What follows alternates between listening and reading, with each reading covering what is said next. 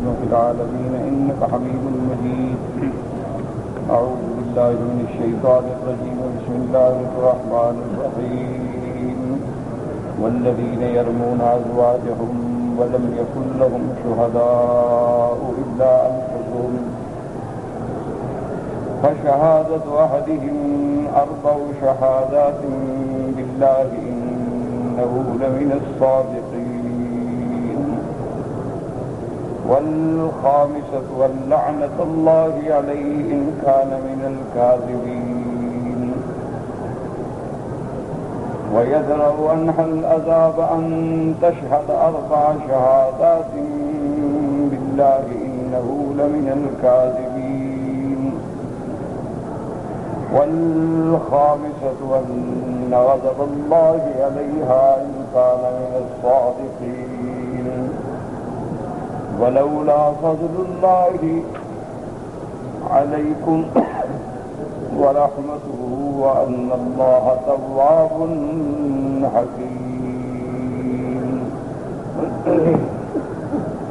سورۃ النور کے ابتدائی آیات میں جیسا ہم نے پڑھا ہے کہ سورۃ النور جو ہے اس میں تمام احکامات حدود کا تعلق جو ہے کیونکہ عورتوں سے ہے، اس لیے سیدنا امیر المؤمنین عمر بن الخطاب رضی اللہ تعالی عنہ ہمیشہ اپنے گورنر کو لکھا کرتے تھے کہ علموا نساءکم سورۃ النور، کہ اپنی عورتوں کو سورۃ النور کی تعلیم دو اور ان کو سورۃ النور پڑھایا کرو اور سمجھایا کرو۔ اللہ تبارک و تعالی نے ابتدائے سورت میں ارشاد فرمایا تھا کہ یہ سورت جو ہم نے اتاری ہے اور اس میں جو ہم نے احکام جاری فرمائے ہیں اور اس میں ہم نے کھول کھول کے اپنی آیات بیان کی ہیں تاکہ تم لوگ نصیحت پکڑو۔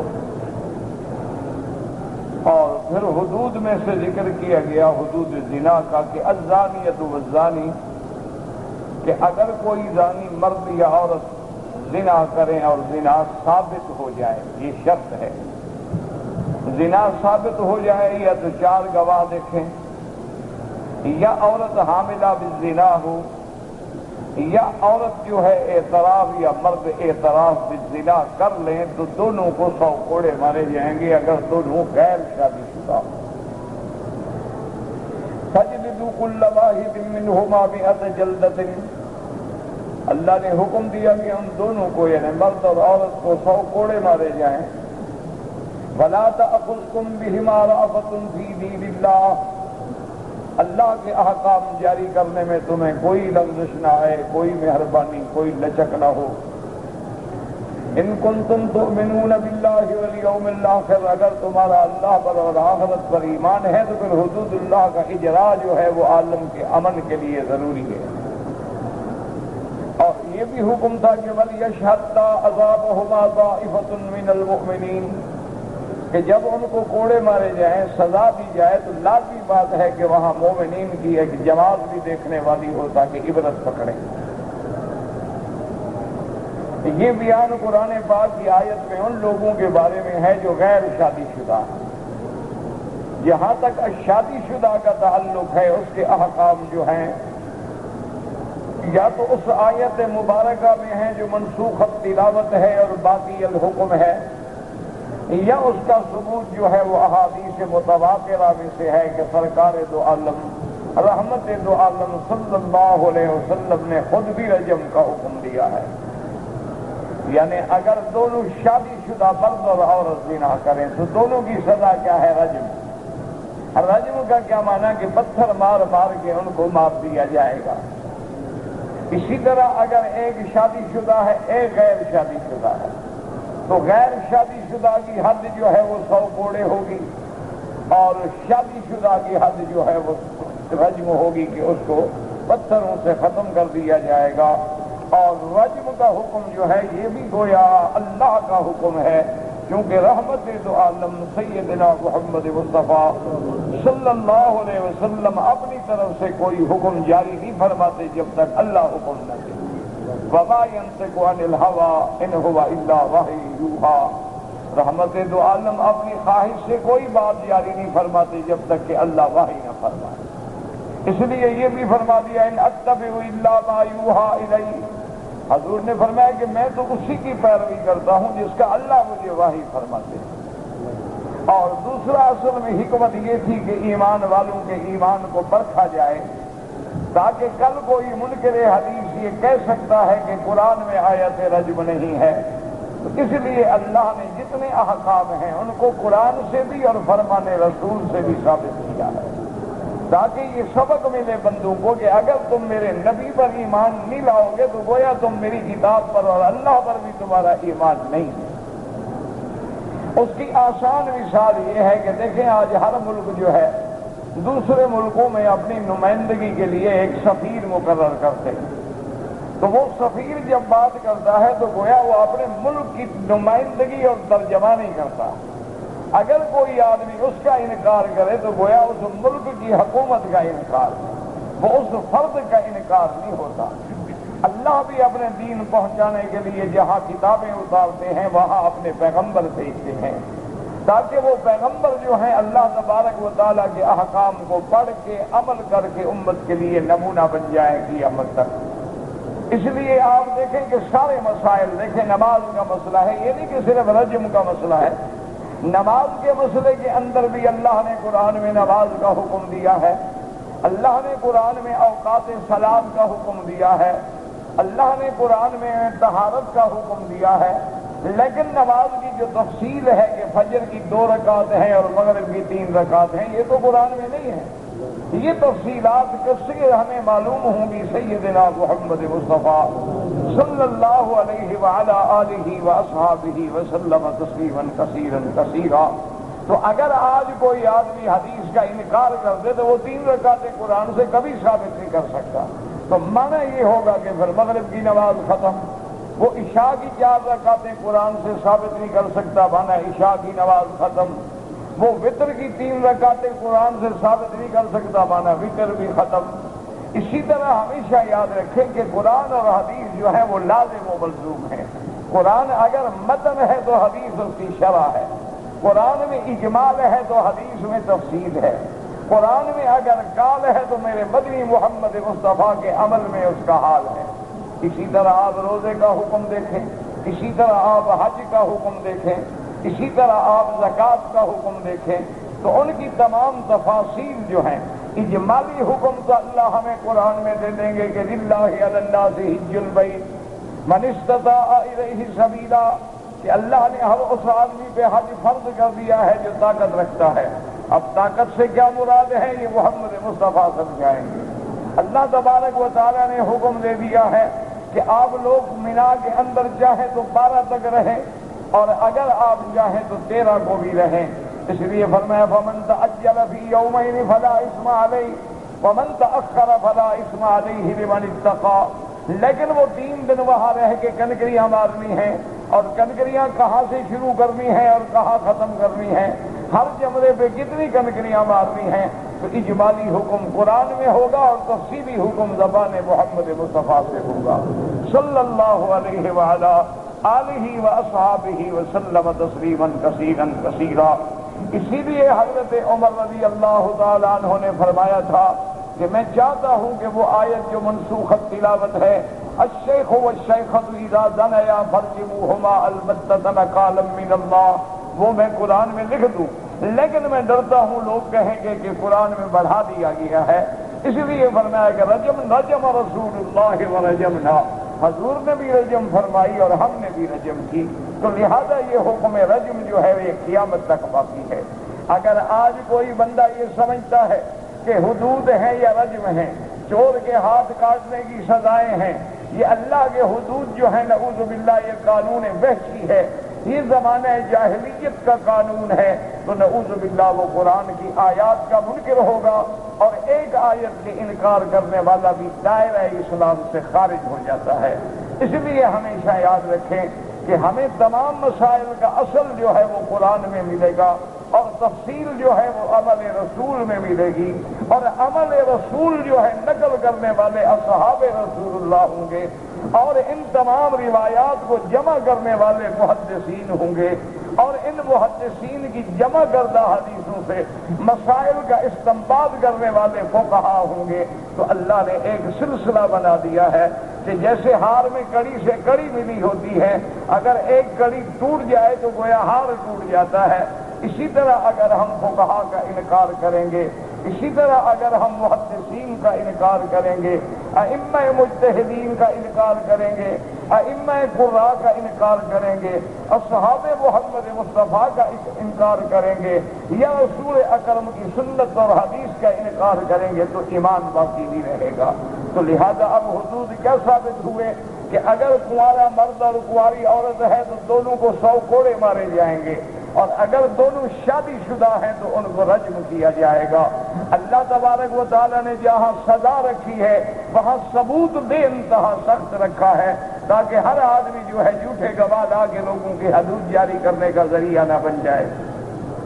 ورنہ آپ دیکھیں گے ہر معاملے کے اندر 2 گواہ کافی ہیں، لیکن حدود کے مسئلے کے اندر 4 گواہوں کی ضرورت ہے۔ اللہ تبارک و تعالیٰ نے پھر یہ بھی بتلا دیا تھا ان آیات حدود کے بعد، فرمایا تھا کہ یاد رکھیں کہ یہ بھی ایک نظام ہے اور یہ بھی ایک قاعدہ ہے کہ الزانی لا ينکح الا زانیۃ او مشرکۃ۔ فرمایا جو آدمی مرد زانی ہوتے ہیں وہ ہمیشہ زانیہ عورتوں کو ڈھونڈتے ہیں، مشرکہ عورتوں کو ڈھونڈتے ہیں، کیوں؟ شریف عورت تو زنا کر ہی نہیں سکتی، تو جو زنا کرے گی تو گویا وہ زانیہ ہے، وہ شرافت سے خود نکل گئی ہے، یا پھر مشرکہ ہے، اس کے نزدیک زنا حرام ہی نہیں ہے۔ اسی طرح فرمایا والزانیۃ لا ينکحها الا زان او مشرک، اور زانیہ عورت جو ہے وہ بھی نہیں نکاح کرے گی اور وہ بھی نہیں قبول کرے گی مگر زانی مرد کو یا مشرک مرد کو۔ لیکن اللہ نے فرمایا میرے محبوب آپ اپنی امت کو بتلا دیں وحرم ذلک علی المؤمنین، کہ ایمان والوں خبردار کسی مشرکہ عورت سے نکاح نہ کرنا، اسی طرح کسی زانیہ عورت سے نکاح نہ کرنا، بلکہ اپنے نکاح کے لیے تم شریف لڑکیوں کا انتخاب کرو، اختاروا لنطفکم۔ اور اسی طرح میرے محبوب نے ایک دوسری جگہ فرمایا ہے کہ المرأۃ تنکح، کہ عورت کے ساتھ شادی کی جاتی ہے کیوں؟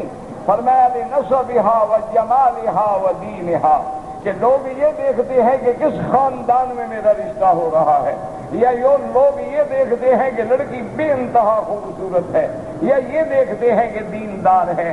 آپ نے فرمایا فاختر ذات الدین، آپ نے فرمایا کہ میری امت کو چاہیے کہ وہ دین والی لڑکیاں ڈھونڈیں۔ شکل کی خوبصورتی تو آنی جانی چیز ہے اور نسب کا اسلام میں کوئی اعتبار نہیں ہے، اصل بات یہ ہے کہ لڑکی دین والی ہو تاکہ اپنے شوہر کے حقوق جو ہے وہ ادا کر سکے اور آنے والی اولاد اور نسل کو دین والا بنا سکے۔ اگر ماں بے دین ہوگی تو اولاد بھی بے دین ہوگی، اگر ماں جاہل ہوگی تو اولاد بھی جاہل ہوگی، اگر ماں بد تہذیب ہوگی تو اولاد بھی بد تہذیب ہوگی، اگر ماں کے اندر دین ہے تو اولاد کے اندر بھی دین ہوگا۔ اسی طرح آپ تاریخیں اٹھا کے دیکھ لیں کہ امام بخاری کی والدہ کا کیا مقام ہے، اسی طرح آپ دیکھیں کہ امام مسلم، امام ترمذی، امام مالک، امام شافعی، امام ابو حنیفہ، امام احمد بن حنبل رحمہ اللہ تعالی عنہ کے ماؤں کا کیا مرتبہ و مقام ہے۔ جب مائیں محترم تھی تو اولادیں بھی ائمہ محدثین پیدا ہوئے، ائمہ فقہا پیدا ہوئے۔ اگر آج ہماری مائیں فیشنیبل ہیں تو اولادیں بھی کیا بنتی ہیں، یا فلم ایکٹر بنتی ہیں، یا کرکٹ کھیلنے والے پیدا ہوتے ہیں، یا ہاکی کھیلنے والے پیدا ہوں گے، یا فٹ بالر پیدا ہوں گے۔ آج آپ کی ہزاروں یونیورسٹیاں ہیں، ایک امام بخاری پیدا نہیں کر سکتی۔ آج آپ کے پاس کروڑوں کالج ہیں لیکن ایک امام ابو حنیفہ نہیں پیدا کر سکتے۔ وجہ یہ ہے کہ نہ پڑھانے والوں میں کچھ ہے نہ پڑھنے والوں میں کچھ ہے۔ ولا نقول الا لا حول ولا قوت الا باللہ العلی العظیم۔ اللہ عالم اسلام پہ رحم فرمائے اور امت مسلمہ کی ڈوبتی ہوئی کشتی کو کنارے لگا دے۔ لیکن یاد رکھیں کبھی ایسا بھی ہو جاتا ہے کہ عورت پاک ہے لیکن فاسق کے گھر میں آ گئی، کبھی ایسا بھی ہوتا ہے کہ مرد بہت اچھا ہے لیکن بیوی ناپاک گھر میں آ گئی۔ ایسا ہو جاتا ہے، لیکن حکم یہ ہے کہ ایسا نہیں ہونا چاہیے، کیونکہ ہر جنس اپنے جنس کو ڈھونڈتی ہے، برا برائی کو ڈھونڈتا ہے اور اچھا اچھائی کو ڈھونڈتا ہے۔ اس لیے قرآن فرماتا ہے الخبیثات للخبیثین والخبیثون للخبیثات، کہ گندی عورتیں گندے مردوں کے لیے اور گندے مرد جو ہیں وہ گندی عورتوں کے لیے، پاک باز بیویاں جو ہیں وہ پاک مردوں کے لیے اور پاک مرد جو ہیں وہ پاک باز خواتین کے لیے۔ تو اس لیے اللہ نے یہ حکم بھی بتلا دیا، اور اس کے بعد پھر اللہ نے اسی سورۃ نور میں ایک اور حکم بیان فرمایا تھا، فرمایا والذین یرمون المحصنات ثم لم یأتوا بأربعة شہداء فاجلدوهم 80 جلدة ولا تقبلوا لهم شہادة ابدا وأولئك هم الفاسقون۔ اللہ نے یہ بھی ارشاد فرما دیا کہ جو لوگ کسی پاک خاتون کو، کسی پاک باز عورت کو تہمت لگائیں زنا کی، لیکن گواہ نہ لے آ سکیں، تہمت تو لگا دی گواہ کوئی نہیں ہے، تو اللہ نے فرمایا یہ نہیں ہے کہ تم عورتوں کی عزت سے کھیلتے پھرو، ان کے لیے سزائیں ہوئی، وہ 3 سزائیں ہیں۔ پہلی سزا کیا ہے؟ فَاجْلِدُوهُمْ 80 جلدة، اس جھوٹی تہمت لگانے والے کو 80 کوڑا مارو، اور دوسری سزا کیا ہے؟ وَلَا تَقْبَلُوا لَهُمْ شَهَادَةً أَبَدًا، اور جس بندے کو کوڑے لگ جائیں اس کی گواہی پھر قیامت تک قبول نہ کرو، کیونکہ یہ مردود الشہادہ ہے، جھوٹا آدمی ہے، اس کی گواہی کا کوئی اعتبار نہیں۔ اور تیسری سزا کیا ہے؟ وَأُولَئِكَ هُمُ الفاسقون، اللہ نے فرمایا اور یہی لوگ ہیں جو میرے حدود کو توڑنے والے ہیں۔ یہ مانا نہیں، اچھا اس میں اللہ نے یہ فرمایا ہے کہ جو پاک بیوی پہ تہمت لگائے، لیکن یاد رکھو اگر عورت کسی مرد پہ تہمت لگائے زنا کی، اس کے لیے بھی یہی حکم ہے کہ یا تو گواہ پیش کرے ورنہ اس کو بھی 80 کوڑا مارا جائے گا۔ اچھا اگر کوئی مرد کسی مرد پہ تہمت لگائے زنا کی، یا تو 4 گواہ پیش کرے ورنہ اس پہ بھی 80 کوڑا مارا جائے گا۔ اسلام یہ نہیں کہتا کہ جو مرضی آئے کہتے پھرو، جس کو چاہو کہہ دو یہ زانی ہے، یہ شرابی ہے، یہ فاسق ہے، یہ فاجر ہے۔ اسلام ان باتوں کی اجازت نہیں دیتا ہے کہ جب تک تمہارے پاس ثبوت نہ ہو بالکل زبان نہ کھولو، اپنی زبانوں پہ کنٹرول کرو، اور بلکہ اگر کسی کی کوئی چھوٹی موٹی غلطی کوتاہی نظر آئے تو پردہ دو تاکہ اللہ تیرے گناہوں پہ بھی پردہ ڈال دے۔ تو یہ احکامات اللہ نے بیان فرما دیے۔ آگے فرمایا الا الذین تابوا من بعد ذلک واصلحوا فان اللہ غفور رحیم۔ اچھا اگر ایک آدمی نے تہمت لگائی اور اس کے بعد اس کو حد قذف 80 کوڑا بھی لگ گئی، اب وہ توبہ کرتا ہے، اب وہ اپنے عمل کی اصلاح کرتا ہے، تو اس کے لیے کیا حکم ہے؟ اب حد تو واپس آ نہیں سکتی، کوڑے تو لگنے سے لگ گئے، تو اس کے لیے ائمہ میں اختلاف ہے۔ امام احمد ابن حنبل رحمۃ اللہ علیہ اور امام شافعی رحمۃ اللہ علیہ فرماتے ہیں کہ اگر تہمت لگانے والا توبہ کر لے اور اپنے اعمال کی اصلاح کر لے تو حد تو واپس آ نہیں سکتی، وہ تو جاری ہو چکی، لیکن اب اس کی گواہی قبول ہوگی، وہ مردود شہادہ نہیں رہے گا، وہ فسق سے بھی نکل آئے گا، اس کو فاسق بھی نہیں کہیں گے اور مردود شہادہ بھی نہیں کہیں گے۔ لیکن امام ابو حنیفہ رحمۃ اللہ علیہ فرماتے ہیں کہ الا الذین تابوا من بعد ذلک فاصلحوا فان اللہ غفور رحیم۔ وہ فرماتے ہیں کہ اس استثناء کا تعلق جو ہے آیت کے آخر سے ہے۔ کیا مانا؟ اولئک هم الفاسقون، توبہ کرنے کے بعد وہ فاسق تو نہیں رہے گا، لیکن حد اس کو لگ چکی ہے، مردود الشہادہ آخر وقت تک رہے گا، چاہے توبہ کر لے یا توبہ نہ کرے۔ ان کے نزدیک یہ ہے کہ صرف اس کا فسق جو ہے وہ اٹھ جائے گا، اللہ اس کے گناہ کو معاف فرما دیں گے، لیکن اس کی شہادت قبول نہیں کی جائے گی، اور حد اس پہ جاری ہو چکی ہے جو کسی طرح واپس نہیں آ سکتی۔ ان احکام کے بعد آج کے سبق میں جو ہم نے آیتیں پڑھی ہیں اب اس پہ غور کریں اور اللہ کے قوانین کو سمجھنے کی کوشش کریں۔ فرمایا والذین یرمون ازواجہم ولم یکن لہم شہداء الا انفسہم فشهادة أحدهم 4 شهادات بالله إنه لمن الصادقين۔ اب قرآن سمجھیں، ایک تو ہے نا جی کہ کسی بندے نے کسی عورت کو تہمت لگائی، اب مسئلہ الگ ہے۔ اب مسئلہ یہ ہے کہ کسی عام عورت کو تہمت لگانے کی سزا ٹھیک ہے، 80 کوڑا ہے، مل گیا، ختم ہو گئی بات۔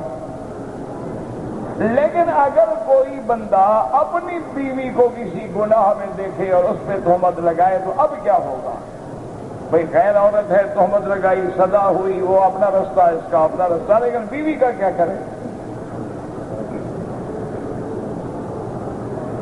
اسی لیے حضرت سعد ابن معاذ اور ایک روایت میں ہے سعد ابن عبادہ جو انصار کے بڑے لوگ ہیں،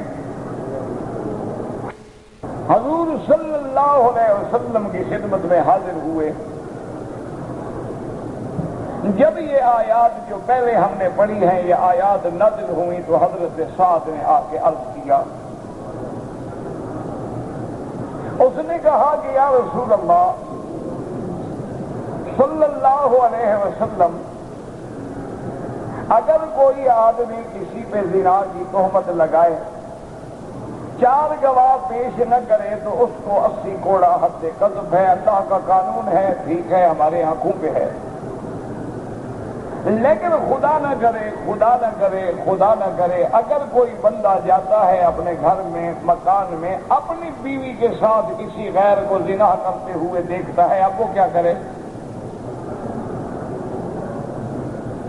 انہوں نے کہا یا رسول اللہ تو بڑا مسئلہ ہے، مشکل مسئلہ ہے۔ کیوں؟ اگر خاموش رہتا ہے، بالکل چپ کر جائے، پی جائے بات کو، تو ہر وقت ایسی عورت کو کیسے برداشت کرے جو زنا کرتی ہے؟ اور اگر وہ بات کرتا ہے تو گواہ نہیں ہے، 80 کوڑا کھائے۔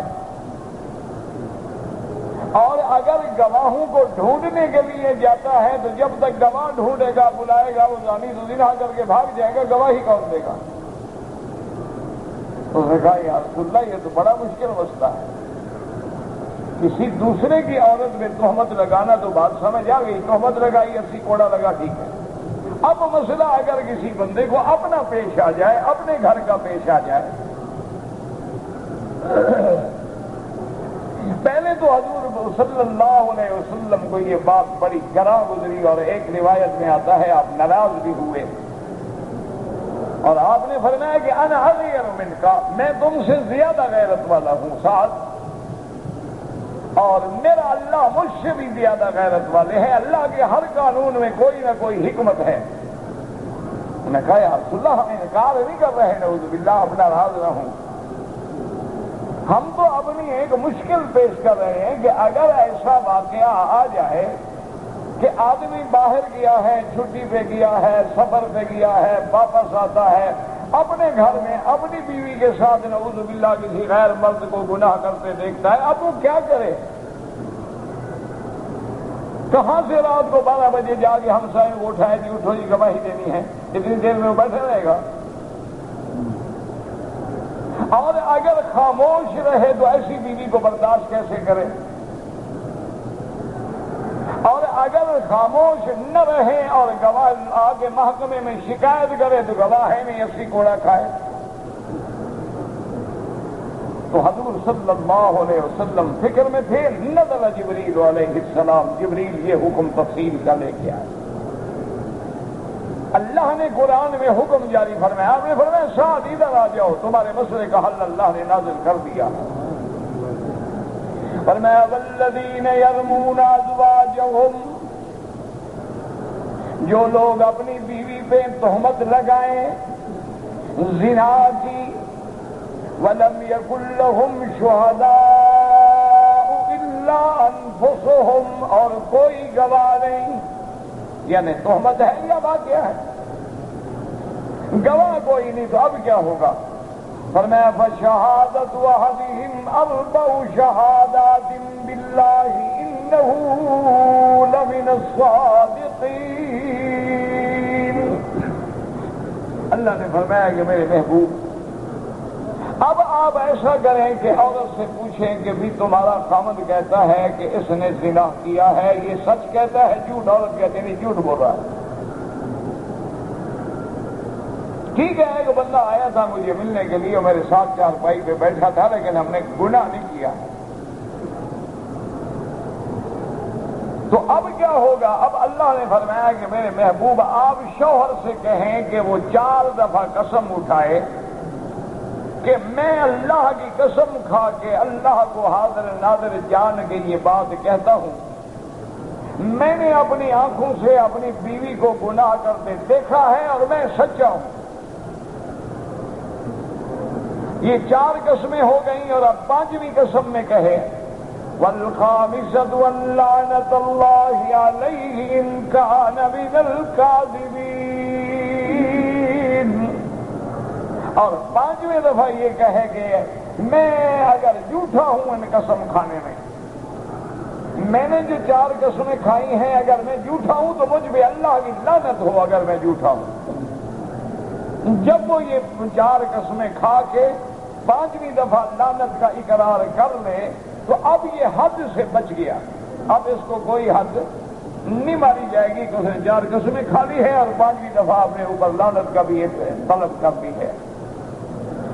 اب یہ ہے کہ ان پر حد تو جاری نہیں ہوگی۔ وَيَدْرَوْا أَنَّهَا الْعَذَابُ، اچھا اب عورت آ گئی، مرد تو بچ گیا نا حد سے کہ اس نے گواہی دے دی، قسم کھا لی اور سچا ہو گیا۔ اب عورت سے پوچھتے ہیں ہاں جی تم بتاؤ، اگر عورت اعتراف کر لیتی ہے کہ بھئی اس نے سچ کہا، اس نے قسمیں سچ کھائی ہیں، تو اب عورت کو حد جاری ہوگی کہ اس نے اعتراف کر دیا، اس پہ زنا کی حد آ گئی۔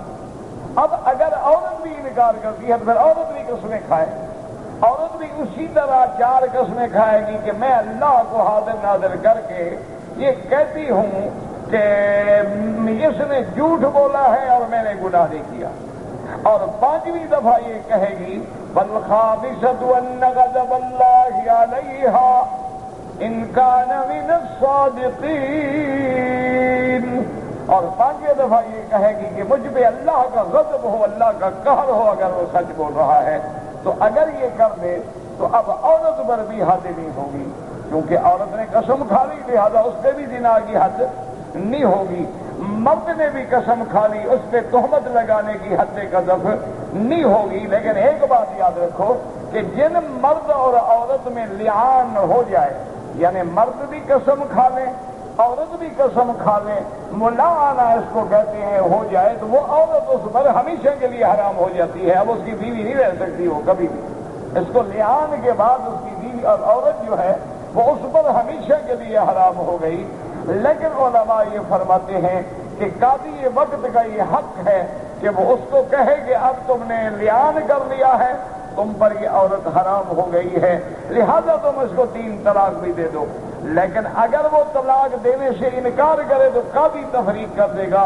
بہرحال مسئلہ یہ ہے کہ وہ عورت اب قیامت تک اس کی بیوی نہیں بن سکتی۔ تو اللہ نے حل فرما دیا کہ خاوند بھی حد سے بچ گیا، اور اگر عورت اپنے علم میں اللہ کے علم میں سچی ہے تو وہ بھی حد سے بچ گئی۔ اور آئندہ چونکہ ایک دوسرے پر شک ہو گیا ہے، ایک دوسرے پر گناہ کی تہمت لگ گئی ہے، تو ان کو علیحدہ بھی کر دیا گیا تاکہ ہمیشہ نہ مرد عذاب میں رہے اور نہ عورت عذاب میں رہے۔ تو اس لیے ہمیشہ یاد رکھیں کہ یہ حکم جو ہے بخاری میں اور مسلم میں بھی موجود ہے کہ حضرت سعد بن معاذ یا سعد بن عبادہ کے کہنے سے یہ واقعہ ہوا۔ اچھا خدا کی شان دیکھیں، جب یہ آیات حضور نے حضرت سعد کو سنا دی تو حضرت سعد کا رشتہ دار ہے، ان کی قوم کا ہے، ان کا عزیز ہے، اس کا نام ہے ہلال ابن امیہ۔ اللہ کی شان یہ ہے کہ ہلال ابن امیہ جب اپنے گھر میں گیا تو اس نے دیکھا کہ اس کی عورت کے ساتھ ایک آدمی زنا کر رہا ہے، واقعی ابھی پیش آ گیا۔ دوسرے دن حضرت سعد ہلال کو لے کے حاضر ہوئے، انہوں نے کہا یا رسول اللہ، خدا کی شان ہے کہ اس دن ہم نے ذرا سی بات کی، اللہ کا امتحان آ گیا، ہمارے رشتے داروں میں یہ واقعہ ہو گیا۔ اسی طرح ایک صحابی ہیں جن کا نام عاصم ابن عدی ہے، ان کا نام عاصم ابن عدی ہے، وہ بھی حضور کی خدمت میں آئے اور انہوں نے بھی وہی اشکال پیش کیا کہ یا رسول اللہ، ایک بندہ اپنی بیوی کے ساتھ کسی زانی کو دیکھے، اب کیا کرے غریب؟ گواہ ڈھونڈنے جائے تو وہ بھاگ جائے گا، اور اگر گواہ ڈھونڈنے نہ جائے، خود گواہی دے تو اکیلا گواہ ہے، 4 گواہ تو ہے نہیں، پھر حد کھائے، اور اگر چپ کر جائے تو کیسے برداشت کرے گا؟ ایک گندی عورت ہر وقت اس کے بستر پہ موجود ہو، کیسے وہ زانیہ کو برداشت کرے؟ ایک شریف آدمی کے لیے تو موت ہے نا، کہ دیکھ چکا ہے کہ میری بیوی کا ناجائز تعلقات ہے، میرے گھر میں کیسے رکھے؟ اچھا، خدا کی شان ہے، اس کو بھی حضور نے سمجھا دیا تھا۔ ان کا ایک رشتہ دار تھا، اس کا نام تھا اویمر۔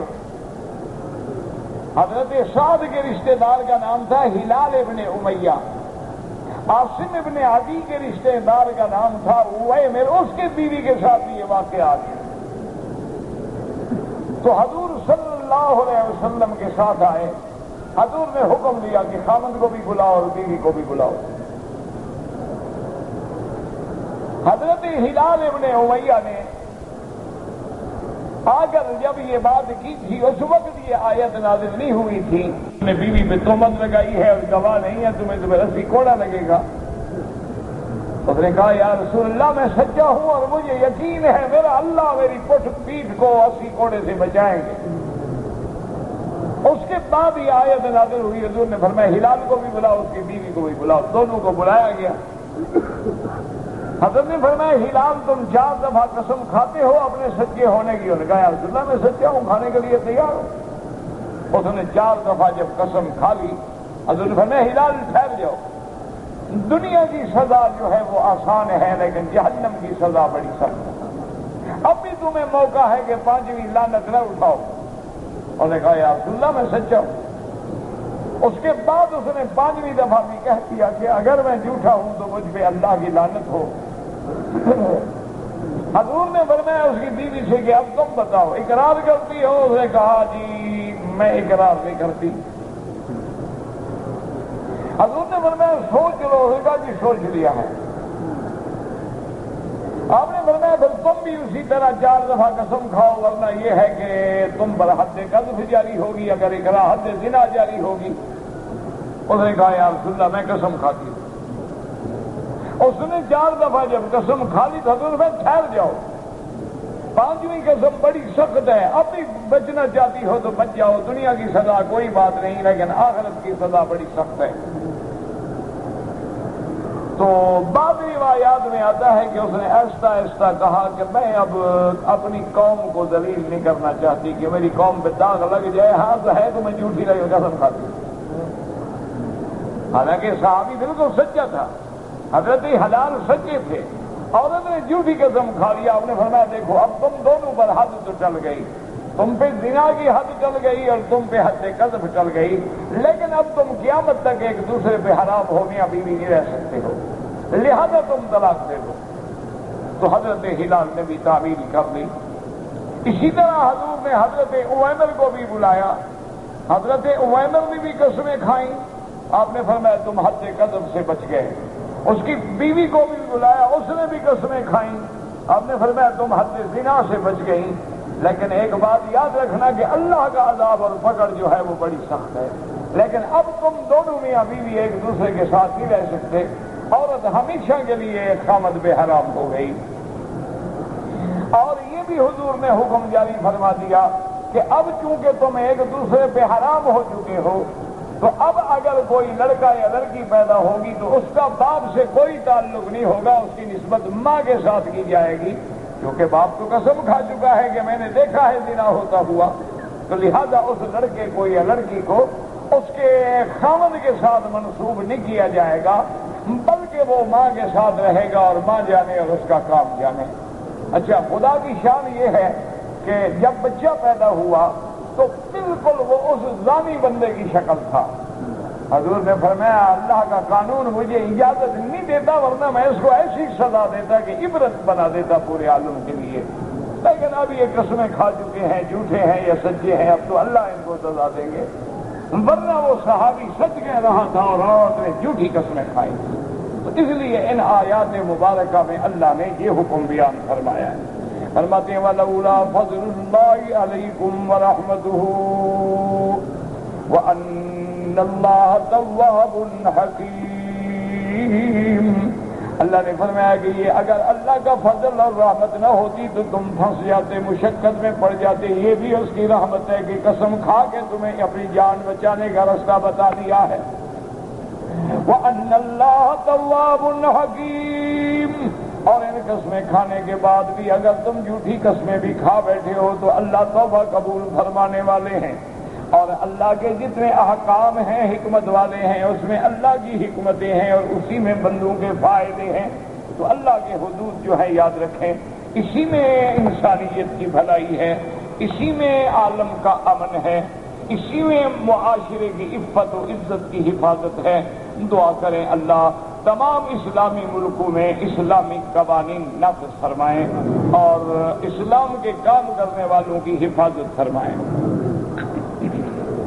ہم نے عمرے کی نیت میقات سے کی تھی، لیکن مکے میں پہنچنے کے بعد میری بچی کو قے وغیرہ شروع ہو گئی اور اس نے کپڑے بھی بدل لیے، غسل بھی کر لیا. دیکھو نا، اگر قے آ گئی اور عورت نے منہ دھو لیا، کپڑے بدل لیے، غسل کر لیا، عمرہ کر لیا، کوئی بات نہیں، کیونکہ عورت کا کوئی احرام نہیں ہوتا ہے.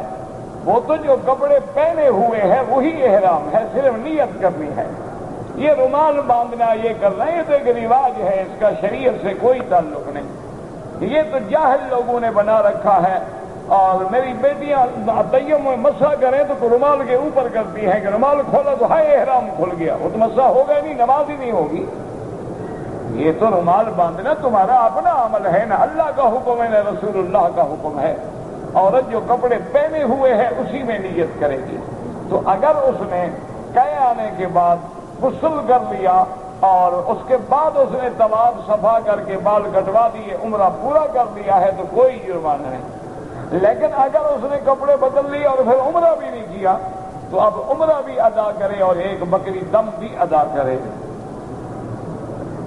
کہ ایک مسجد میں اللہ اور اس کے رسول کا نام لکھا ہوا تھا. ایک مولوی نے اللہ کے رسول کا نام مٹا دیا. ایسے مولوی کے پیچھے نماز پڑھنی جائز ہے یا ناجائز ہے؟ پہلے پتہ تو کرو کیوں مٹا دیا، کوئی وجہ بھی تو سمجھو نا. ایسے تو نہ فتویٰ لگا دیا جائے نا. جس نے غلطی کی پہلے اس سے تو پوچھو. نمبر 1. نمبر 2، مجھے یہ بتاؤ کہ یہ کس قرآن یا حدیث کا حکم ہے کہ جہاں مسجد بناؤ اللہ رسول کا نام لکھو؟ جنہوں نے لکھا تھا کہ اللہ کے رسول کے حکم سے لکھا تھا یا رواج ہے؟ اچھا، اگر لکھا تھا یا اللہ اور آگے لکھا تھا یا رسول اللہ تو یا حرف ندا ہے، شرک ہو رہا ہے، اس لیے اس نے یا مٹا دیا. تو ٹھیک کیا اس نے، کیونکہ یا حرف ندا ہے، یا اللہ، یا رحمان، یا رحیم، یا حی یا قیوم، یا ذل جلال والاکرام. اگر آپ کہیں گے یا نبی، یا رسول، یا غوث، یا شیخ عبد القادر جیلانی، یہی تو شرک ہے. اور شرک کیا ہوتا ہے؟ تو اس لیے بات کو سمجھیں، فوراً نہ فتویٰ لگا دیں کہ مولوی نے یہ کیا، مولوی نے یہ کیا. مولوی کیوں کیا؟ کہتے جی کہ حرم کے اندر ہم نے بہت سارے لوگوں کو جوتا پہنے ہوئے دیکھا ہے چلتے ہوئے. میرا بھائی، اگر جوتا پاک ہے تو حرم میں پہننا جائز ہے، مسجد میں پہننا جائز ہے، اس کو پہن کے نماز پڑھنی بھی جائز ہے. حضور پاک نے جوتے میں نماز پڑھی، صحابہ نے جوتوں میں نماز پڑھی. اگر وہ پلید ہے تو قمیض بھی پلید ہو تو پہننا جائز نہیں. تو اگر جوتا بھی گندا ہے تو اس کا پہننا بھی جائز نہیں. بات ہے کہ کیا وہ پاک ہے؟ پاک ہے تو جائز ہے. ہمارے ہاں ادب پہ بڑا زور ہوتا ہے. مسجد سے 1 کنال دور جوتے اتاریں گے. اچھا، مسجد کے ساتھ گزرے تو سلام بھی کرتے ہیں، بھائی مسجد، سلام سلام سلام. نماز نہیں.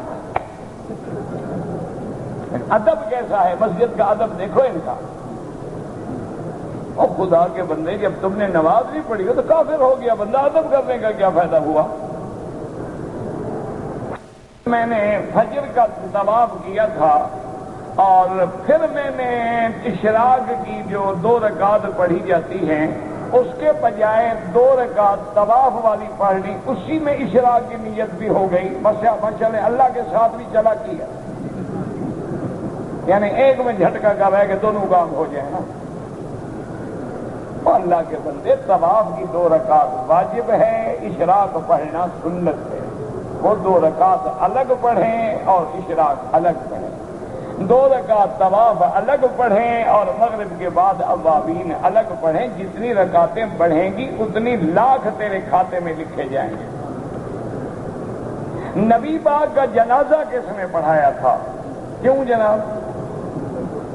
نہیں، آپ کو کیا تکلیف ہے؟ کوئی درخواست آئی ہے؟ نہیں، آپ کے پاس کوئی درخواست آئی ہے، شکایت آئی ہے؟ اچھا، جنازہ کیوں پڑھا جاتا ہے؟ تاکہ میت کے لیے بخشش کی اور مغفرت کی اور گناہوں سے معافی کی درخواست کی جائے۔ حضور کے بارے میں کیا خیال ہے آپ کا؟ حضور کے بھی گناہ تھے؟ ہاں جی، نبی معصوم ہوتے ہیں یا گناہ گار ہوتے ہیں؟ تو ان کو کیا ضرورت ہے ہماری دعا کی؟ اچھا، پھر حضور امام الانبیاء ہیں کہ ضرورت کیا ہے کہ آپ کا کوئی امام بنے؟ اس لیے ایک دفعہ حضرت مولانا قاسم نانوتوی رحمۃ اللہ علیہ جو دارالعلوم دیوبند میں تھے، ان کی خدمت میں ایک آدمی آیا، وہ اہل حدیث مسلک سے تعلق رکھتا تھا، لیکن پہلے الحمدللہ جھگڑے نہیں تھے، تو اب جھگڑے شروع ہو گئے نا۔ اب تو ہر کسی کی مسجدیں بھی الگ ہیں، اللہ معاف کرے، دعا کریں اللہ اتفاق دے، اتحاد دے۔ پہلے دور میں جھگڑے نہیں ہوتے تھے، حدیث ہے حدیث ہے، حنفی ہے حنفی ہے، شافعی ہے شافعی ہے، کیا ہو گیا؟ جب سارے مسئلہ کا حق ہے تو جھگڑا کس بات کا؟ یا تو جھگڑا ہوتا ہے کفر اسلام سے۔ جب الحمدللہ سارے ائمہ اربعہ حق پہ ہیں اور اہل حدیث حضرات بھی جب تک حدیث پہ ہیں، حق پہ ہیں، تو جھگڑا کس بات کا ہے؟ تو بہرحال وہ ایک آدمی آیا اور اس نے آ کے حضرت سے کہا کہ حضرت میں نے خواب دیکھا ہے کہ نواب صدیق حسن خان نواب بھی تھے، بہت بڑے عالم بھی تھے اور اہل حدیث علماء میں سے تھے، اللہ ان کی قبر پہ رحمتیں فرمائے، بڑا انہوں نے دین کا کام کیا، دین کی کتابیں چھپوائیں، دین کی کتابیں لکھوائیں، اور خود بھی بڑے علم والے تھے اور تھے بھی نواب، پہلے نواب بھی عالم ہوتے تھے۔ تو بہرحال انہوں نے کہا جی میں نے خواب دیکھا ہے کہ نواب صدیق حسن خان تو مصلی پہ ہیں اور حضور پیچھے کھڑے ہیں، یعنی گویا امام کی جگہ پر نواب صدیق حسن خان ہیں اور مقتدی کی جگہ پہ حضرت محمد مصطفیٰ ہیں۔ تو میں نے یہ خواب دیکھا ہے اور مجھے یہ خواب کی تعبیر سمجھ نہیں آئی، تو آپ نے فرمایا کہ میرے بھائی واقعی آپ نے خواب دیکھا ہے؟ اس نے کہا ہاں جی۔ فرمایا دیکھا بھی تہجد کے وقت میں تھا یا پہلے دیکھا دن میں دیکھا؟ انہوں نے کہا نہیں حضرت رات کا بالکل آخری حصہ تھا۔ فرمایا خواب تمہیں اچھی طرح یاد بھی ہے؟ انہوں نے کہا حضرت بالکل ایسے معلوم ہوتا ہے جیسے میں ابھی بھی دیکھ رہا ہوں۔ تو آپ نے فرمایا پھر معلوم ہوتا ہے کہ نواب صاحب فوت ہو گئے۔ وہ بندہ حیران ہو گیا، اس نے کہا عجیب بات ہے، میں خواب میں نے کچھ دیکھا ہے اور مولوی صاحب پتہ نہیں یہ شاید ان کا جھگڑا ہے آپس میں، اس لیے کہہ رہے ہیں کہ مولوی صاحب وہ نواب صاحب فوت ہو گئے۔ انہوں نے فرمایا بھائی نواب صاحب فوت ہو گئے؟ انہوں نے کہا کہ جناب کیسے پتہ چلا فوت ہو گیا؟ انہوں نے کہا نبی امام الانبیاء ہے، حضور کے آگے تو کوئی کھڑا نہیں ہو سکتا، حضور کے آگے میت ہو سکتی ہے، ہو سکتا ہے کہ نواب صاحب فوت ہو گئے ہوں گے یا ان کا جنازہ آگے رکھا ہے اور حضور پیچھے کھڑے ہیں، ورنہ حضور کے آگے کون کھڑا ہو؟ وہ تو حضرت آدم نہیں کھڑے ہو سکے، حضرت ابراہیم نہیں کھڑے ہو سکے۔ اچھا ابھی وہ باتیں کر رہے تھے اور اطلاع آ گئی کہ نواب صاحب فوت ہو گئے، رحمت اللہ علیہ، اللہ ان کی قبروں پہ رحمت فرمائے، اور اللہ تبارک و تعالی ہمیں بھی ہر قسم کے بغض سے نجات دے۔ میرا بھائی دیکھو اللہ کے کعبے میں بیٹھے، لیکن آمین کا مسئلہ ہے یا اس کے بعد یہ مسئلہ سارے اولا افضل کے مسائل ہیں، یہ کفر اسلام کے مسئلے نہیں ہیں۔ خدا کا خوف کریں، اللہ تبارک و تعالیٰ سے دعا کریں کہ اللہ امت کو لڑانے سے بچائیں، اور جتنی تمہارا علم، تمہاری طاقت، تمہاری قوت، تمہاری دولت، تمہارا پیسہ ایک دوسرے کے خلاف صرف ہو رہا ہے، وہ اللہ کرے کافروں کے خلاف صرف ہو، نہ کہ مسلمانوں کو لڑانے میں صرف ہو، نہ کہ ایک دوسرے کی نمازوں میں کیڑے نکالنے پہ صرف ہو۔ آج تو کوئی بندہ اگر مسجد میں آئے خدا کا شکر کرو، اور پیار کے ساتھ اس کو بات سمجھانے کی کوشش کرو، کیونکہ اس وقت ہم جس دور میں گزر رہے ہیں یہ عریانیت کا دور ہے، یہ بے حیائی کا دور ہے۔ میڈیا جو ہے اس وقت شیطانوں کے ہاتھ میں ہے اور پورے عالم میں شیطان ننگا ناچ رہا ہے۔ اس وقت اگر اس ماحول کو چھوڑ کے کوئی بندہ مسجد میں آ گیا ہے، خدا کا شکر کرو کہ اللہ نے اس کو اپنے دروازے پہ آنے کی توفیق دی ہے۔ اب اس میں غلطیاں ہیں تو غلطیاں تو ہم میں بھی ہیں، اس میں گناہ ہیں، گناہ ہم میں بھی ہیں۔ کلنا خطاؤون وخیر الخطائین التوابون۔ کوشش کریں کہ اللہ ان کو صحیح صراط مستقیم نصیب کرے۔ تو یاد رکھو میرے نبی کو کسی کے جنازہ پڑھنے کی ضرورت نہیں تھی، صرف 10 صحابہ اندر داخل ہوتے تھے غرفہ سیدہ عائشہ میں اور درود پڑھ کے باہر آ جاتے تھے۔ سوالات سے آپ کو فائدہ کیا ہوگا مجھے تو آج تک یہ سمجھ نہیں آئی۔ اچھا 1 منٹ کے لیے چلو جی حضور کا جنازہ نہیں پڑھا گیا، تو جنازے کی ذمہ داری رشتہ داروں پہ ہوتی ہے یا دوسروں پہ ہوتی ہے؟ ہاں جی، بیٹا اگر اولاد ہے، بیٹا ہے، بھائی ہے، چچا ہے، چچا داد ہیں، ذمہ دار کون ہیں؟ تو پھر حضرت علی سے پوچھو نا جنازہ کیوں نہیں پڑھایا، ہمارا کیا قصور ہے؟ نہیں، حضرت علی کو پکڑو کہ جناب مشکل کشا ہو، تم نے جنازہ نہیں پڑھایا، ڈر گئے۔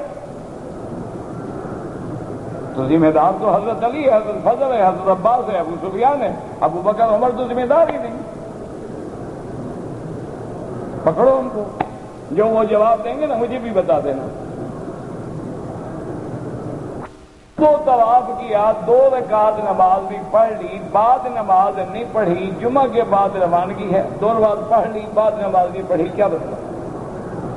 جب 2 رکعت طواف کے پڑھ لی بات ختم ہو گئی، نہیں پڑھی تو ابھی پڑھ لو، کوئی مسئلہ نہیں۔ اگر تو عمرے کے طواف میں پہلے چکر میں آدمی رمل بھول جائے، کوئی حرج نہیں، رمل سنت ہے، کرے گا ثواب ہے، نہیں کرے گا تو کچھ نہیں ہوتا۔ حضور نے لگایا تھا، نہیں جناب حضور نے نہیں لگایا تھا، تو جو کھجور حضور نہ لگائیں تو آپ نہیں کھائیں گے۔ یہ مسجد جس میں آپ نماز پڑھیں حضور نے نہیں بنایا، مسجد نبوی اب جہاں جا کے آپ نماز پڑھتے ہیں وہ بھی حضور نے نہیں بنایا، تو کیا خیال ہے نماز چھوڑ دیں؟ اللہ کے بندے، جب اجوا کھجور کی حضور نے تعریف بیان فرما دی، بات ختم، آپ لگائیں یا نہ لگائیں؟ آپ نے فرمایا جو بھی 7 دانے اجوا کے کھائے گا اس کو اللہ اس دن جادو سے اور زہر سے محفوظ رکھیں گے۔ حضور کسی شخص کہتا ہے کہ حضور نے ایک صحابی کو فرمایا تھا کہ 100 درخت کھجور کے لگا دو، یہ ایسے قصے نہ بنایا کرو، یہ تو حضرت سلمان کی بات ہے کہ ان کو انہوں نے شرط لگائی تھی یہودی نے کہ کھجوریں لگا دو، جب پھلیں گی تو تمہیں آزاد کروں گا۔ حضور نے فرمایا گڑھے کھود دو، صحابہ سے کہا مدد کرو ان کو کھجوروں کے پودے دو، فرمایا میں خود آگے تیرا باغ لگاؤں گا، اور اسی سال وہ پھل گیا۔ کہتے ہیں کہ آپ نے رفع یدین کو لکھا ہے رفع دین، مسئلہ پوچھ رہا ہے، لکھنا نہیں آتا، اب اس کا کیا کریں؟ حضرت کوئی کرے تو نماز ہوتی ہے، نہ کرے تو ہوتی ہے، دونوں حدیثیں موجود ہیں، جھگڑے میں پڑھنے کی ضرورت ہی نہیں۔ جھگڑے والے مولوی اور بہت ہیں۔ لا علمی کی وجہ سے میں میقات سے گزر آیا، غریب آدمی ہوں، فوراً میقات پہ جا کے عمرہ کر لو، دم سے بچ جاؤ گے، فوراً گاڑی میں بیٹھو مدینے شریف چلے جاؤ، 30 ریال میں پہنچ جاؤ گے، زیارت بھی ہو جائے گی، احرام باندھ کے آ جاؤ، عمرہ کر لو، دم سے بچ گئے۔ داروں نے مجھے کہا تھا کہ میرے لیے عمرہ کرو، اگر کسی نے پابند کیا ہے تو آپ کر سکتے ہیں، اگر کوئی آدمی ہمارے عزیز فوت ہو گئے ان کے لیے بھی کر سکتے ہیں۔ بینک کی نوکری جائز ہے، بینک کی نوکری جائز نہیں ہے، لیکن اگر آپ بینک میں ملازم ہیں تو دوسری جگہ نوکری ڈھونڈتے رہیں، جب مل جائے اس کو چھوڑ دیں۔ مسجد عائشہ سے عمرہ باندھیں تو جائز ہے، امام ابو حنیفہ رحمۃ اللہ علیہ اور امام شافعی کے نزدیک چاہے کوئی 100 عمرہ بھی کرے جائز ہے۔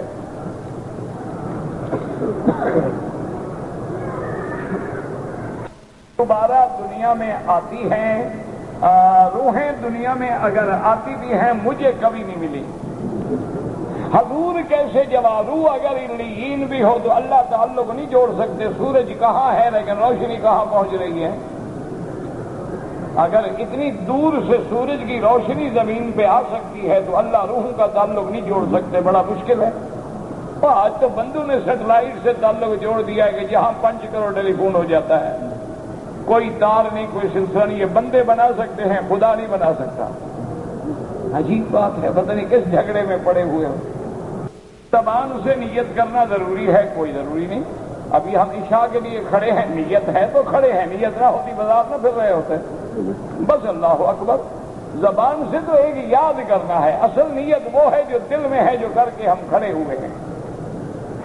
آدمی نے اکیلے فرض نماز پڑھ رہا تھا کہ چند آدمی آ گئے، انہوں نے فرض نماز کی جماعت کرائی، یہ نماز چھوڑ دے فرض میں ان جماعت کے ساتھ مل جائے۔ رفع یدین کریں، حنفی ہیں تو نہ کریں اور حنبلی ہیں تو کیا کریں۔ جو شخص سیدنا ابو بکر کی صحابیت کا انکار کرے یا کافر کہے، وہ خود کافر ہو جاتا ہے۔ جو آدمی نماز کے وقت سر کے نیچے پتھر رکھتے ہیں، سر کے نیچے تو ہم نے کبھی نہیں دیکھا، ماتھے کے آگے رکھتے ہیں شیعہ حضرات، یہ ان کا اپنا عقیدہ ہے، قرآن حدیث سے اس کا کوئی تعلق نہیں۔ وہ سمجھتے ہیں کہ یہ ہم نے پاک جگہ کی مٹی رکھی ہوئی ہے، اسی پہ سجدہ کرتے ہیں۔ ہمارے نزدیک اللہ کے گھر سے پاک کی اور چیز کیا ہو سکتی ہے، جو مکے مدینے سے بھی کوئی زیادہ اہمیت ہے؟ تو یہ اگر اس طرح پتھر اٹھا کے پھریں، پھر تو ہندو کہے گا تم بھی پتھر کے پجاری ہو۔ طواف وضو ٹوٹ جائے تو آدمی کیا کرے؟ آدمی یہ کرے کہ طواف چھوڑ کے جا کے وضو کرے، پھر آ کے طواف کرے۔ کوئی آدمی صحبت کے وقت اپنی بیوی کے پستان چومتا ہے، سب کچھ چومو جی، مزے کرو۔ جب اسلام سے ہٹو گے تو اللہ یہی نصیب کرے گا، فکر نہ کرو۔ فلمیں دیکھو، زیادہ علم آئے گا۔ اگر ہم کعبے میں نماز پڑھیں تو نظر سجدے کی جگہ پہ ہو، کیونکہ نماز عبادت ہے، عبادت بندگی کا نام ہے، عاجزی کا نام ہے۔ اگر ایک آدمی عمرے پہ آیا اور اس نے پھر حج بھی پڑھ لیا، حج تو قبول ہو جائے گا، لیکن قانون کی خلاف ورزی کر کے نہ اپنے ملک کی توہین کریں، نہ اسلامی ملک کے قانون کو توڑیں اور نہ ان کو پریشان کریں، کیونکہ وہ بیچارے اپنا اندازہ لگاتے ہیں کہ اس سال حج پہ 20 لاکھ ہوں گے اور 10 لاکھ چوری والے ہوتے ہیں، سارا نظام ان کا درہم برہم کر دیتے ہیں۔ اس حالت میں گالی نکل جائے تو باوضو گالی ہوئی نا، تو نہیں ٹوٹتا، لیکن ہے شریف آدمی کے گالی بھی وضو کر کے دیتا ہے، کیسا اچھا آدمی۔ بعض لوگ آتے ہیں عمرے پر، وہ اپنا بیگ اور سامان ہوٹل میں چھوڑ کے بھاگ جاتے ہیں، کیونکہ ان نے واپس نہیں جاتا ہوتا، تو ان کے سامان کا کیا کریں؟ حکومت کے پاس جمع کرائیں۔ میرا بھائی جوان ہے، اس کی منگیتر بھی جوان ہے، میں اس کی شادی کرانا چاہتا ہوں۔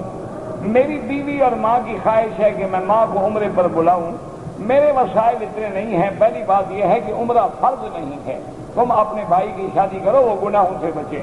عمرہ تو فرض ہے ہی نہیں، اللہ انشاءاللہ اس برکت سے اتنے پیسے دیں گے کہ پھر ماں کو بھی عمرہ کرا دینا۔ نماز جب ہم پڑھتے ہیں تو جب سورت شروع کریں تو سورت سے پہلے بسم اللہ بالکل پڑھیں گے۔ ٹیلی فون پر نکاح ہو سکتا ہے؟ بالکل نہیں ہو سکتا۔ آپ لازماً اگر یہاں سے نکاح کرنا چاہتے ہیں تو کسی بندے کو وکیل بناؤ اور لکھو تحریراً کہ میں فلاں ابن فلاں کو اپنا وکیل مقرر کرتا ہوں، وہ فلاں لڑکی سے جا کے میرا نکاح بحیثیت وکیل شرعی کر دے، 2 گواہوں کے دستخط کرو اور بھیج دو، وہ جا کے کر دے گا۔ بابا ٹیلی فون پہ اگر خدا نہ خواستہ کب نکاح ہو گیا، جاؤ لڑکی بدل جائے، پھر کیا کرو گے؟ آج کل تو کیا نہیں ہوتا چکا ہے۔ میرے دوست تھے، اس بیچارے نے شادی کی اپنے کسی عزیز کی، وہ بھی اسی اعتماد میں مارے گئے۔ جب شادی ہو کے آ گئی اور بیوی آ گئی، سب کچھ ہو گیا، خرچ کیا، اقامے بنوائے، ویزے لیے، وہ خسرہ تھی، عورت ہی نہیں تھی۔ اب کیا کرو؟ مکہ مدینے کے ساتھ، اچھا وہ آدمی بیچارہ اچھا خاصا نیک آدمی، عالم آدمی، عمرہ اقامہ حج کیا، سارے اقامات ادا کیے، آخر میں غلطی ہو گئی، بال کٹوانے سے پہلے احرام کھول دیا، 3 گھنٹے گزر گئے، میرے عزیز گھر آئے، ان لوگوں نے بتوایا، پھر میں نے دم لازم ہو گیا۔ پھر تم نے بال کٹوائے کہ نہیں کٹوائے؟ بال تو یہ لکھو نا، اگر بالکل نہیں کٹوائے، دم بھی پڑ گئی، بال بھی کٹواؤ، اور اگر بال 3 گھنٹے کے بعد کٹوا دیے تھے تو کوئی دم نہیں۔ پر ہے اور آگے دیوار ہے پھر نماز ہو سکتی ہے، اگر رکاوٹ نہ ہو تو قبر کی طرف نماز نہیں ہوتی۔ لا یموت ولا یحیا کا معنی کہ موت تو آئے گی نہیں جہنم میں، لیکن حالت ایسی ہوگی جیسے مر رہے ہیں، گویا روح اٹکی ہوئی ہے، نہ مرتے ہیں نہ جیتے ہیں۔ دعا جب بھی مانگیں تو سیدھا اللہ سے مانگیں۔ عورت اگر گھر میں جماعت کرائے، عورتوں کی کرائے، مردوں کی نہ کرائے کہ مرد پیچھے کھڑے کر لیں۔ عورتیں گھر میں جماعت سے نماز پڑھیں، بالکل پڑھیں۔ اگر مسجد کے امام کی آواز آتی ہے، لیکن ضروری ہے کہ صف نظر آئے۔ آواز تو ریڈیو پر آپ کے ملک میں بھی پہنچ جائے گی، پھر وہاں بیٹھ کے سارے امام حرم کے پیچھے نماز پڑھتے رہیں۔ انشاءاللہ جب آپ مغرب پڑھیں گے آپ کے ملک میں تو عشاء ہو جائے گی۔ میری بیٹی کو اللہ صالح اولاد فرمائے، اللہ ہر بیٹی کو صالح اولاد عطا فرمائے، جن کے رشتے نہیں ان کے رشتے آسان فرمائے۔ میں نے عمرہ کیا، صفا مروہ کیا، لیکن بال نہیں کٹوائے، احرام کھول کے کپڑے پہن لیے، دوسرے دن بال کٹائے، دم پڑ گئی۔ میری والدہ بیمار ہے، اللہ ہر بیمار پہ رحم فرما اور شفا عطا فرما۔ اشفنا واشف مرضانا ومرضى من اوصانا ومرضى المسلمین۔ میں اور میرا دوست قربانی کرنا چاہتے ہیں۔ مجھے پتا ہے کہ میرے دوست کے پاس جو پیسے ہیں وہ رشوت کے ہیں، وہ اگر ہمارے ساتھ ایک جانور میں شریک ہونا چاہتا ہے کوئی حرج نہیں، کافر تو نہیں ہے نا، وہ قیامت میں اپنا جواب خدا کو خود دے گا۔ میرے بہن بھائی زکوٰۃ کے مستحق ہیں، غریب ہیں، ان کو زکوٰۃ دینے میں تمہیں ڈبل ثواب ہوگا، ایک زکوٰۃ کا اور ایک صلہ رحمی کرنے کا۔ اور سے بے انتہا محبت کرتی تھی، لیکن میرے شوہر جو ہے وہ حق کی زوجیت ادا نہیں کرتا تھا، مجھے مارتا بھی تھا۔ اب مجھے ایک دوسرے شخص سے محبت ہو گئی ہے، تم شاید کام یہی کرتی ہو، لوگ یہی ہوتا ہے۔ بہرحال جب تک پہلے سے طلاق حاصل نہ کرو دوسرے کی محبت پروان نہیں کر سکتی۔ آب زمزم سے وضو کریں جائز ہے، لیکن حرم میں جو وضو شروع کر دیتے ہو یہ کہاں جائز ہے؟ یہ تو مسجد ہے، مسجد میں کھڑے وضو کر رہے ہو۔ اگر نفلی طواف کر رہا تھا اور پیر سے خون نکل گیا، خون اپنی جگہ سے بہہ گیا ہے تو پھر وضو ٹوٹ گیا، دوبارہ وضو کرو اور طواف دوبارہ شروع کرو۔ شب برات کے متعلق کوئی حدیث قرآن میں ثابت نہیں ہے۔ حرم شریف میں اگر کوئی قلم یا کوئی چیز مل جائے تو یہاں دفتر بنے ہوئے ہیں، جمع کروا دیں۔ ایام حج میں اہل مکہ جب حج کا وقت آئے گا بتا دیں گے۔ ایک مشت سے کم داڑھی رکھنا ناجائز ہے۔ حیض والی عورت گیٹ کے اندر داخل نہیں ہو سکتی، باہر صحن میں بیٹھی رہے۔ حیض آنے کی مدت 7 دن ہے، ایک دن آیا بند ہو گیا، انتظار کرنا ہوگا 7 دن۔ کہتے ہیں کہ جو لوگ حج اور عمرے پہ آئے ہوئے ہیں، میاں بیوی ہیں، عمرے سے فارغ ہونے کے بعد کیا میاں بیوی آپس میں مل سکتے ہیں؟ تو مکے میں لوگ بغیر ملنے کے پیدا ہوتے ہیں، اوپر سے گرتے ہیں۔ عجیب بات ہے۔ تمہاری مکہ ہو مدینہ ہو، جب احرام ختم ہو گیا میاں بیوی حلال ہے، یہ کوئی عقل ہے، کامن سینس ہے۔ آدمی کو مسئلے کا بہت احرام میں حرام تھی، احرام نہیں رہا، حلال ہو گئی، بس ختم ہو گئی بات۔ سے عمرے کے لیے آیا تھا، میں نے احرام مکے میں باندھا تھا، دم پڑ گئی، عمرے میں بال تھوڑا کاٹا تھا، بہرحال اس کا تو گنجائش ہو سکتی ہے، وہ پہلے ایک دم ادا کرو۔ آیا تھا کہ ہفتے تک کراچی کے لیے درس کی رقم مل جائے گی، مجھے تو پتہ نہیں کس کو میں نے کہا تھا۔ لا حول ولا قوت الا باللہ۔ اگر داڑھی بنائی جائے وہ ٹھیک ہے۔ حرم شریف میں اگر کوئی دوسرے کے پیسے کھا جائے تو قیامت میں نیکیاں دے گا۔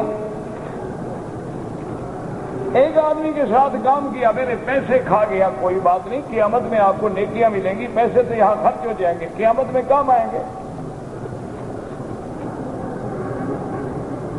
اگر مردے کو دفن کر دیا جائے پھر اس کو نکال کے دوسری جگہ دفن کریں، کیوں نکالو؟ کوئی وجہ نہ ہو تو منع ہے۔ ہاں قبر گر گئی، سیلاب آ گیا، مردے باہر نکل آئے، لازمی بات ہے ہم قبریں بدلیں گے۔ باپ میرا فوت ہو گیا، اس کے لیے حج کروں، بالکل کرو۔ ایک عورت نے کئی مردوں کے ساتھ غلط کام کیا، حاملہ ہو گئی، وہ کسی ایک کو یہ بتانے سے قاصر ہے کہ کس کا بچہ ہے، تو اللہ جانے، اللہ کا کام جانے، تم کیوں تحقیق کر رہے ہو زانیہ کی اولاد کی؟